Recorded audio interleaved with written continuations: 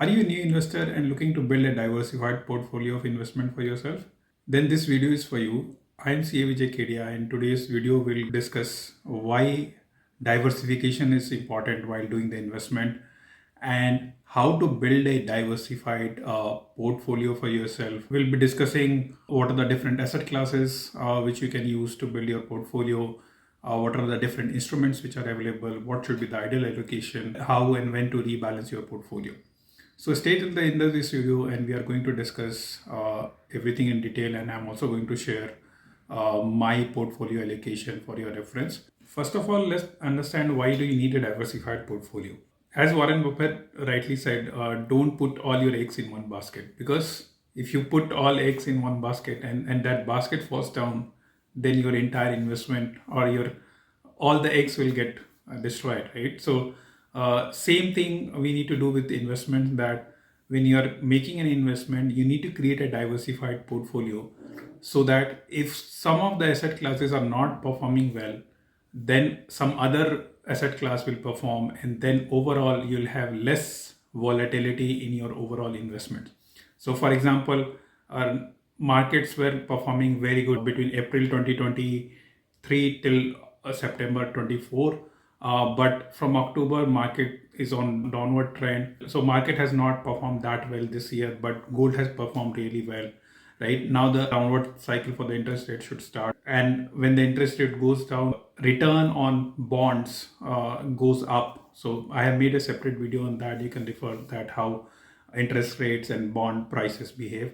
It might also be a good idea to invest in debt funds. We'll study that what are the different type of assets which are available, and how do we combine those assets into one portfolio so that we can take advantage of diversification and minimize our overall risk, and at the same time we get a decent return on our investments. So with that, let's start. Let's understand what are the different asset classes or investment options available to make a diversified portfolio. First of all, stocks, where you buy a share in a company and you become a shareholder, and that company, when that company grows, your investment grows with that company. So you can directly invest in stocks through your demat account, or you can go through mutual fund or ETF route. So what is mutual fund? Where fund managers will invest in stocks on our in your behalf, and then you will be owning a portfolio of stocks in one mutual fund. So that fund manager will invest in 20, 30, 50 different stocks, and you can buy units of that mutual fund, and so your investment will be more diversified. So this is mutual fund is more suitable for people who are new to the market, and then they have lesser capital, so they want to diversify their investments into equity. And then slowly, when you build your capital and build your expertise, right, then you can move towards stocks. And what is ETF? ETF is the exchange traded fund, and mostly ETFs you would see for either for different indices like Nifty 50 ETF, Nifty 100 ETF, mid cap ETF, or Nasdaq ETF, right? Or even for gold, you will see gold ETF. So if you want to invest in equity and particularly in the index fund, you can also consider ETF. The difference between mutual fund and ETF is that though both are issued by fund houses, mutual fund you always need to buy directly from the mutual fund house, but ETF you can buy directly from stock exchange. The way you buy stock, it's purchased and sold on the stock exchange itself. So that is for indirect stock investing. Then next is gold. So recently, gold has gained popularity because of the return it has given in last few years. But do remember that equity as a asset class like stocks and mutual fund will outperform gold over the period of like 5 10 years. So you should not assume that gold will outperform equity in the longer term. That should not happen. But having said that, it's a good idea to take some exposure into gold as well. And traditionally, people we're investing in gold as a physical asset, so buying gold directly from market. But nowadays, you have different instruments to invest in gold. So one is the gold ETF, where again you can buy it from the stock exchange, and the units of gold in demat form. And sovereign gold bond, which was issued by government earlier, like RBI was issuing sovereign gold bonds for investment in gold. Sovereign gold bond also pays 2.5% interest on whatever amount you invested. So that was a very good instrument to invest in gold for long term. And the return, whatever you get on the redemption sovereign gold bond, that was also tax free. That is no longer being issued by RBI now, but you can buy from the markets, but they are trading at premium, so you can better go for gold ETFs if you want to invest in gold.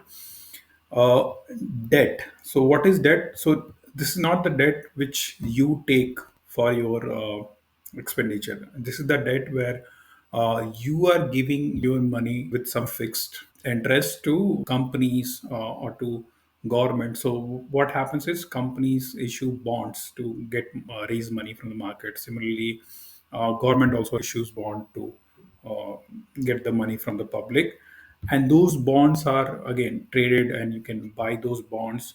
But again, normally people go through debt mutual funds, so which will invest across multiple bonds, and so you can diversify your investment in bonds through debt mutual funds. So when the interest rate goes down, the bond prices goes up. So in the current scenario, when there is an interest downward cycle would start, it might be a good idea to allocate to debt mutual funds for your debt portion as well. And cash is where you should always keep some portion of your overall portfolio in cash. So obviously you need an emergency fund which is equal to 6 months of your expenses, and at the same time you can keep some additional cash to take advantage of market opportunities. So if you see big fall in the market, you can use that money to buy some additional stocks or mutual funds. Or similarly, if there is some IPO, like the initial public offering, where the company is raising money, you can invest in that. You can apply for that IPO, and with that money, it's always a good idea to hold some portion in cash as well. So stocks ideally should give you the highest like return on all these asset classes, but that at the same time is very volatile. You'll see various ups and downs, and depending on if it's a large companies, large caps, you'll see slightly less volatility. But if they are mid-size and small-size companies, you'll see more volatility. So you need to understand that this they give, they're like high risk and high return instruments. So if you invest in stocks, but at the same time, it's required to have an overall growth in your portfolio. Gold is lesser volatile compared to stocks, though gold will also have some good amount of volatility. But but at the same time, the return would also be lesser than what you get in equity, like through stocks or mutual funds. But it's always a good idea to allocate some portion to gold as well to get that kind of diversification. Debt is more stable, so the returns won't fluctuate much. But at the same time, the return is on the lower side. But debts provide a kind of stability in your portfolio, so that is also required. And lastly, the cash, as I said, the return won't be much because you'll be keeping it in your liquid funds or some your bank account or FDs. So the return would not be very high, but that you need to keep for your emergencies or to take advantage of market opportunities. So what should be the ideal mix, right, when you're creating a portfolio?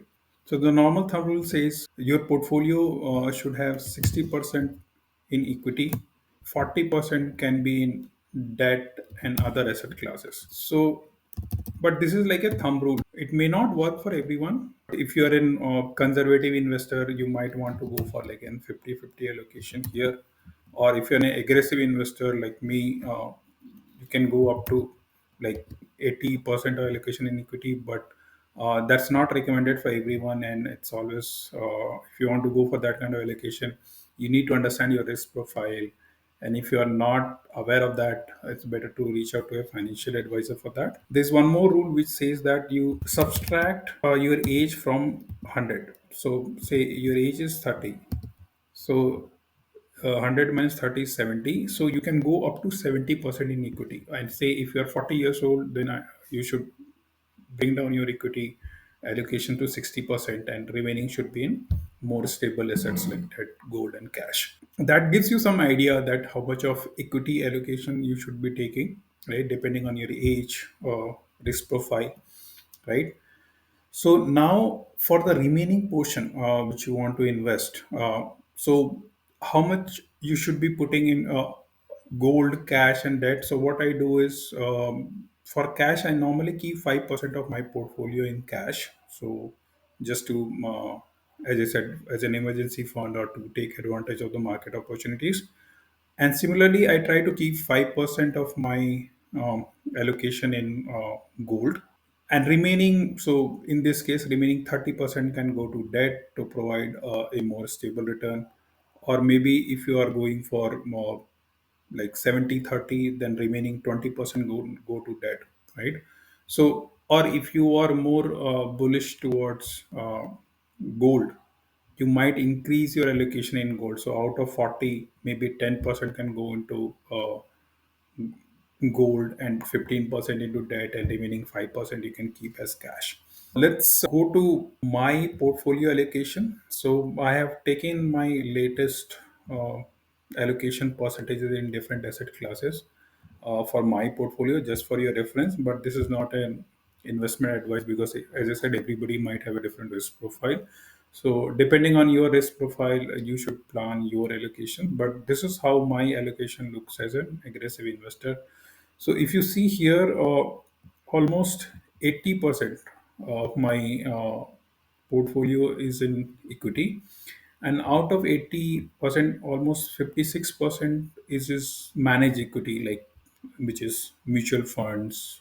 And I also consider NPS as an indirect equity investment, because 75% of my national pension scheme investments are going to equity. So that I consider as mutual fund investments only. So combined, those these two, mutual funds and NPS, is like 56% of my overall investments. Then I also invest in foreign stocks, mostly the FANG or the big tech stocks. I have also invested in an ETF which invests in foreign indexes. So, and then I have some mutual fund which invest in foreign stocks. So, combine these three, I have 12% allocation there. And then the direct stocks is 11%, which I have directly purchased and which are there in my demat account. And so if you see here, the percentage is lesser compared to mutual fund, because uh, slowly I'm trying to increase my stock allocation depending on my comfort level and understanding of different sectors. So it's always recommended that you start with mutual fund route and then slowly increase your exposure in stocks.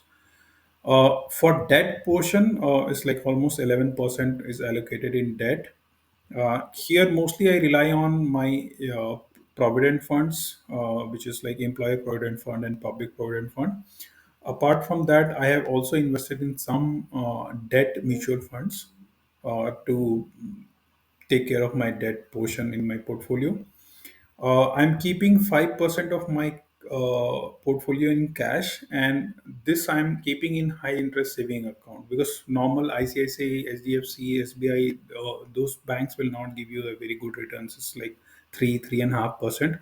But I keep my cash in high interest saving accounts like IDFC First Bank, or there are other banks also offering like 7% kind of interest in your saving account above certain threshold. So you can choose those bank account, and then to get some slightly higher return. And that fund can also act as an emergency fund, and then you can also use that to, say, apply for IPOs, or things like that. So that is the cash portion. And then gold, though I wanted to keep this as like at least 5% of my overall allocation, but Since there was no new issues for sovereign gold bonds, so that allocation has gone down because equity percentage has gone up. So right now it's around 4%. So it's mostly into sovereign gold bonds, and then I also purchased some gold ETFs. So this is the breakup of my overall portfolio. Hope this video helped you to understand different asset classes and instruments which can help you to build a diversified portfolio. Also remember that you also need to rebalance your portfolio time to time. So if you have decided a particular allocation for yourself, and say if the market goes up, your equity allocation is up, so you might need to sell some of the equity portion and then move that to debt or other asset classes. Similarly, when the market is down and your equity allocation is also down, then there might be an opportunity to increase your equity investments at that point. And also, when you reach closer to your financial goal, it's also recommended that at least 2 3 years before that goal, you start planning your exit strategy, especially for the equity investments. Because whenever you're reaching that goal, that might not be the ideal time to exit from equity. So, that portfolio rebalancing and exiting, the planning is required for that. If you feel overwhelmed or if you need a guidance, then there is no harm in reaching an financial advisor to help yourself in planning your investment portfolio. If you like the video, please hit the like button, subscribe to the channel if you have not done already. Do share with your family and friends, and I'll see you in the next video. Thank you.